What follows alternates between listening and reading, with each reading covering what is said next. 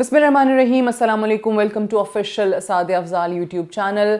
हमने अपनी एक पिछली वीडियो में आपको बताया था कि भारत में इस वक्त उलझन इस बात को लेकर भी है कि हमारे प्राइम मिनिस्टर जाके वाशिंगटन में प्रेसिडेंट ट्रंप से मुलाकात करके आए हैं और हमारे साथ जो है वो अच्छा सलूक होना चाहिए था क्योंकि हम हमेशा से साथ रहे हैं अमेरिका के। लेकिन प्रेसिडेंट ट्रंप ने या ये जो नई ट्रंप एडमिनिस्ट्रेशन है इसने पाकिस्तान के F-16 फाइटर जेट्स के लिए उनकी ओवरहॉलिंग के लिए इमदाद की मंजूरी क्यों दे दी है। एक तो उलझन ये चल रही है। दूसरी उलझन ये है कि प्रेसिडेंट ट्रंप ने इंडिया को कहा है कि वो उनसे उनके F-35 तैयारे जो हैं वो ख़रीदें। ये जो स्टेल्थ एयरक्राफ्ट्स हैं F-35 no doubt best aircrafts हैं, लेकिन उनको ख़रीदना क्या भारत के मुफाद में जाता है या नहीं, इस पे पूरे इंडिया में अब एक डिबेट हो रही है।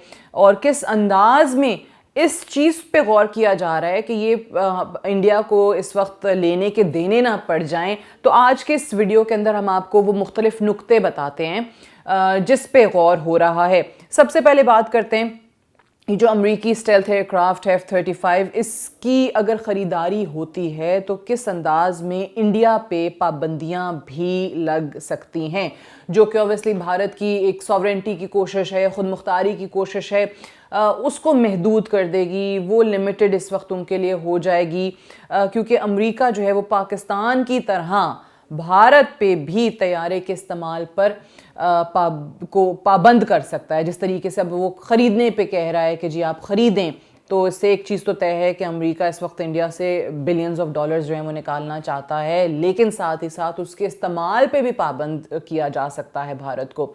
अच्छा, दूसरी अहम बात कि इंडिया अपने क़याम से लेके अभी तक वो रूसी साख्ता टेक्नोलॉजी पर चला है। वो टेक्नोलॉजी जो रूस में बनी है उसकी उसको आदत है, दिफाई ज़रूरियात जो हैं वो अपनी रूस से वो पूरी करता रहा है।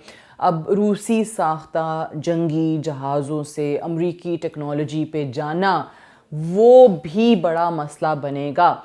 ख़ुद ये जो F-35 तैयारे बनाने वाली कंपनी है लॉकहीड मार्टिन, उन्होंने भी कहा है कि शायद ये एक इशू इंडिया के लिए बन सकता है। यानी कितना वो कंपैटिबिलिटी होती है उस पे सवाल जो है वो उठ रहा है, क्योंकि अगर आपने पूरी ज़िंदगी या इतने साल जो हैं वो ट्रेनिंग ली हो एक ख़ास किस्म के जंगी जहाज़ों की या डिफेंस सिस्टम की जो कि रूसी साख्ता है, और उसके बाद आप शिफ्ट कर रहे हैं अमरीकी टेक्नोलॉजी के ऊपर, तो उसके लिए आपको बहुत लंबा अरसा भी दरकार होगा और बहुत ज़्यादा ट्रेनिंग की भी ज़रूरत पड़ेगी। अब इसी में तीसरा नुक्ता कि कैसे ये जो रूसी साख्ता दिफाई निज़ाम से अमरीकी साख्ता दिफाई निज़ाम पे जाना बड़ा मसला होगा, इसकी मुंतकली बड़ा मसला होगा, क्योंकि इससे पहले इंडिया जो है वो रशिया से S-400 जो मिसाइल सिस्टम है, इनका डिफेंस सिस्टम है, वो भी ख़रीद चुका है। अब इसमें अगर हम पैसों के हवाले से बात करें, लागत कितनी आएगी उसका ज़िक्र करें, तो जो S-400 सिस्टम जो रूस से लिया है भारत ने, उस पे तकरीबन $5.4 बिलियन का ख़र्चा आया है और ये मॉस्को को ऑलरेडी दिल्ली दे चुका है, इसकी अदायगी हो चुकी है। $5.4 बिलियन पैसे जा चुके हैं। अच्छा, और इसी साल जो है वो आखिरी दो जो बैटरीज़ हैं, जिनको यूनिट्स भी कहते हैं, बैटरीज़ भी कहते हैं S-400 की, वो भी इंडिया को रूस की तरफ से ट्रांसफ़र कर दी जाएंगी। अब रूसी जो दिफाई सिस्टम है S-400 और जो अमरीकी ये जो तैयारा है ये F-35, अच्छा, इस पे बहुत ज़्यादा आर्टिकल्स लिखे गए हैं। जो लोग समझते हैं इन इक्विपमेंट्स को, जहाज़ों को, वो आपको डिटेल्स में बताते हैं कि किस तरीके से ये दोनों डिफेंस सिस्टम्स एक दूसरे की ज़िद हैं। बहुत ज़्यादा इस पे आर्टिकल्स लिखे गए जिसमें F-35 को S-400 का किलर करार दिया गया, इसको इसका ऑपोजिट जो है वो कंसिडर किया जाता है। और एक और रिपोर्ट का मैं आपको यहाँ पे हवाला दे देती हूँ। इसमें अमरीकी डिफेंस पोर्टल है 1945.com, उनकी ये रिपोर्ट है और उसका जो टाइटल है ना वो बड़ा इंटरेस्टिंग है। उससे आपको सारी चीज़ वाज़े हो जाती है कि कैसे एक दूसरे की ज़िद इसको करार दिया जाता है। F-35 Keller, Russia's S-400 air defense system was built for one mission. Mission क्या है? F-35 Keller। اب دونوں دفاعی یونٹس جیسے میں نے آپ کو بتایا کہ ایک دوسرے کی ضد ہیں. اب ایسے میں جب S-400 آلریڈی استعمال میں ہے, وہیں پر F-35 کا حصول بھی دونوں کو ساتھ ساتھ لے کر چلنا یہ قابل عمل نہیں رہتا ہے. اس سے پہلے میں آپ کو ایک اور چیز بتاؤں کہ یہی کام ترکیے نے کرنے کی کوشش کی تھی کہ وہ S-400 انہوں نے ڈیفنس سسٹم جو ہے رشیا کا وہ ان سے لیا. اب اس کے بعد جب F-35 تک بات پہنچی کہ ہم امریکہ سے F-35 بھی لے لیں, تو اوبیسلی ضد میں کہیے, دشمنی میں کہیے, جو مرضی اس کو نام دے لیجئے, لیکن امریکہ نے ان کو جو F-35 پروگرام تھا اس سے نکال کے باہر پھینک دیا کہ جی آپ آلریڈی پروکیور کر رہے ہیں S-400 رشیا سے, تو ہم آپ کو یہ والی ٹیکنالوجی جو ہے وہ نہیں دے سکیں گے. اب ایک اور چیز بھی کہ دونوں کو ساتھ ساتھ لے کر چلنا, جیسے میں نے آپ کو بتایا کہ ڈیفنس انالسٹ آلریڈی کہہ رہے ہیں کہ قابل عمل نہیں ہے. اب اس میں ایک اور چوتھا اہم نقطہ جو آ جاتا ہے وہ یہ آتا ہے کہ جو امریکی F-35 یہ جو طیارہ ہے, اس کی نسبت جو روسی ساختہ 5th generation fighter jet Su-57E وہ بھارت کے لیے زیادہ بہتر ہوگا, یہ ان کے ڈیفنس انالسٹ اس وقت بات کریں.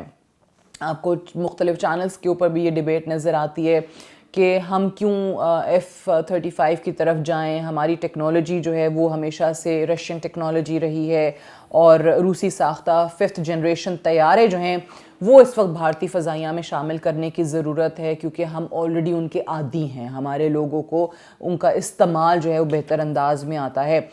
لہٰذا کمپیٹیبلٹی کا ایشو جو ہمیں F-35 کے ساتھ ہوگا وہ وہاں یہ 5th جنریشن طیاروں میں نہیں آئے گا جو کہ روسی ٹیکنالوجی کے ہیں.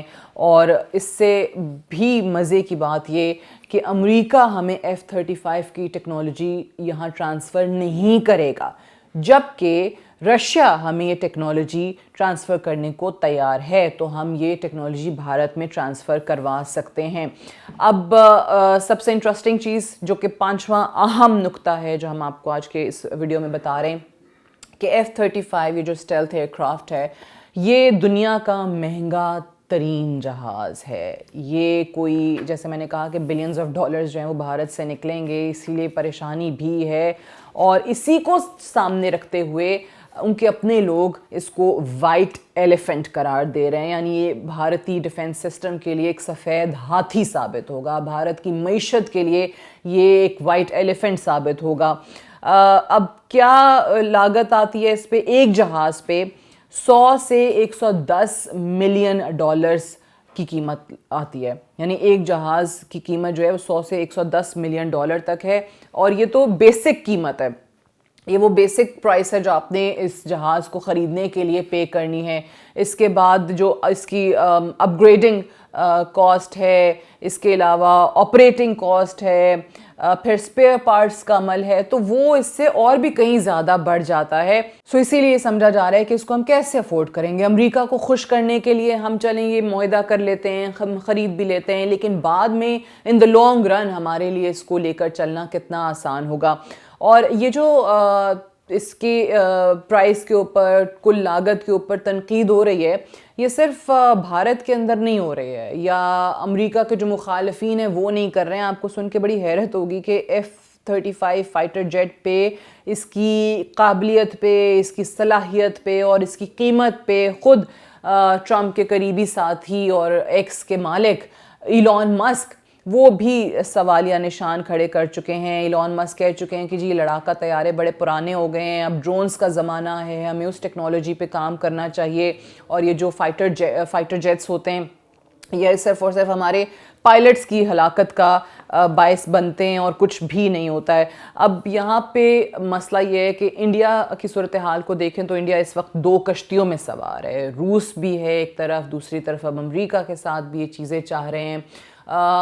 سنس انڈیپینڈنس ہم نے دیکھا 1947 سے پاکستان نے اپنی ڈیفنس ضروریات کے لیے امریکہ پہ ریلائی کیا ہے, اور بھارت نے اپنی انہی دفاعی ضروریات کے لیے روس پر انحصار کیا ہے. اب بھارت کے لیے پوری اپنی عمر جو ہے وہ ابھی تک اتنے سال روسی ٹیکنالوجی پر لگاتے ہوئے یا ان سے ملٹری ٹیکنالوجی لیتے ہوئے امریکی دفاعی نظام پہ منتقل ہونا اٹ سیلف ایک بہت بڑا چیلنج ہے، اور یہ بہت ہی طویل، بہت ہی کٹھن ایک عمل اور راستہ ہے جو کہ بھارت نے لینا ہے۔ اب بھارت ان 2 کشتیوں میں ہی سوار رہنا چاہتا ہے یا کسی ایک کشتی کا انتخاب کرتا ہے، یہ آنے والا وقت بتائے گا۔